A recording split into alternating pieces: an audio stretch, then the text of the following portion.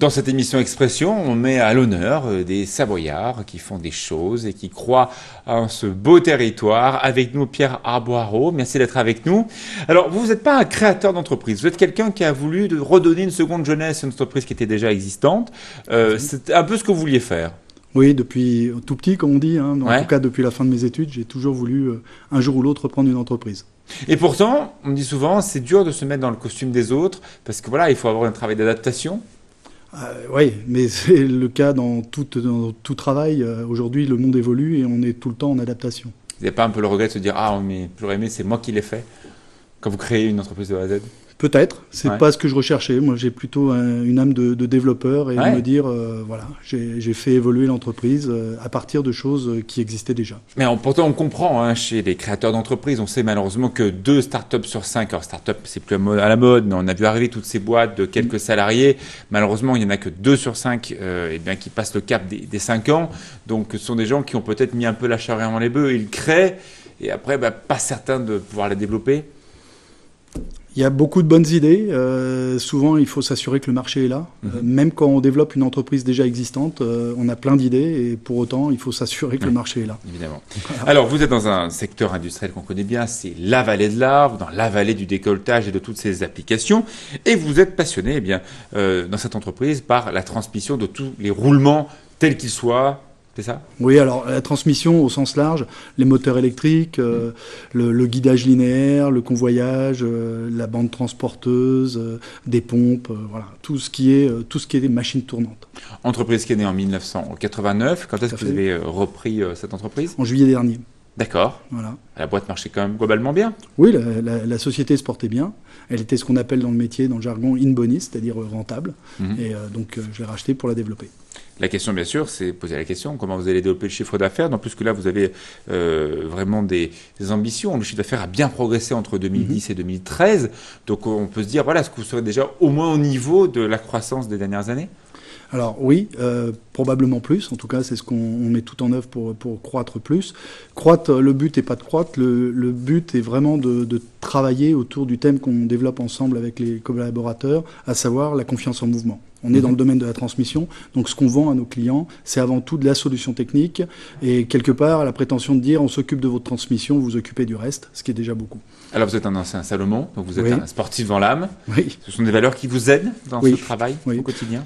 Quand j'ai repris l'entreprise, on a tout de suite relu les valeurs qui animaient l'entreprise et il y a 3 valeurs essentielles. La première valeur, c'est le savoir-faire, on est vraiment apporteur de solutions. La deuxième valeur, c'est le travail d'équipe, on retrouve la notion de sport. Et puis la dernière valeur, c'est la satisfaction client qui est très importante. Et des clients, bien sûr, des fournisseurs, plus de 300, des marques qui travaillent avec vous. C'était pour vous un plaisir de mettre tout ce savoir-faire en réseau? Tout à fait. Oui. De par mon parcours professionnel, je suis un homme entre guillemets de réseau. J'aime bien faire en sorte que les clients travaillent avec un certain nombre de fournisseurs et l'articulation entre tous. Souvent, on a besoin d'une pièce maîtresse qui permet cette atteinte d'objectif.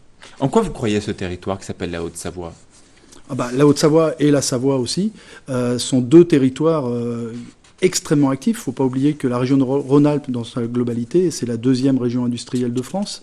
Et il suffit de voir nos industries savoyardes, au sens large du terme, qui sont toujours en croissance avec, pour les rencontrer régulièrement, on a plus de 1000 clients, dont 600 actifs. Et quand je les rencontre, je suis toujours extrêmement surpris par la qualité et ces espèces de petits diamants qui règnent dans la région où on a des leaders mondiaux quelque part inconnus. Oui, c'est vrai que ce sont en Haute-Savoie. Après, le problématique, c'est qu'il y a la problématique de la Suisse, le marché suisse, l'évolution du taux de change. On est quasiment à la parité, 1,02, 1,03 cette semaine. Oui. Même chose quand on parle de l'évolution du chômage, qui a beaucoup progressé en Haute-Savoie, même si on est dans des valeurs qui sont inférieures aux valeurs nationales.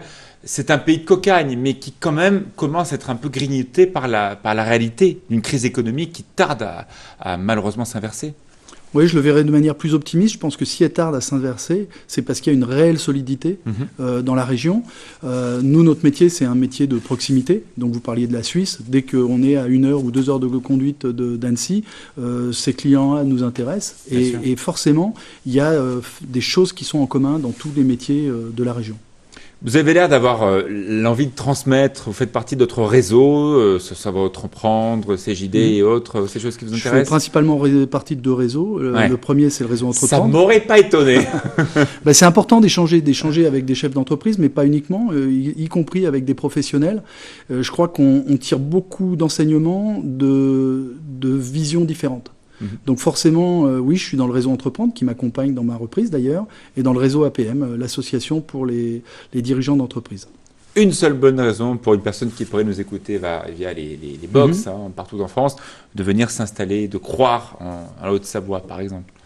Une seule bonne raison. Une seule bonne raison, un tissu de compétences qui est extraordinaire. Et ben voilà, c'est le mot de la fin. Merci beaucoup en tout cas d'avoir été avec nous. Vous avez un site internet si on veut découvrir votre activité? Bien sûr, savoietransmission.com. Merci beaucoup, vous étiez l'invité d'Expression. Vous pouvez revoir cette interview sur le site replay qui s'affiche en bas de cet écran. De temps en temps, voilà, on aime bien faire le portrait, c'est eux-mêmes qui le font d'ailleurs, des invités, des Savoyards, hommes et femmes, et qui ont envie de croire en leur région et qui la développent. Merci. Merci.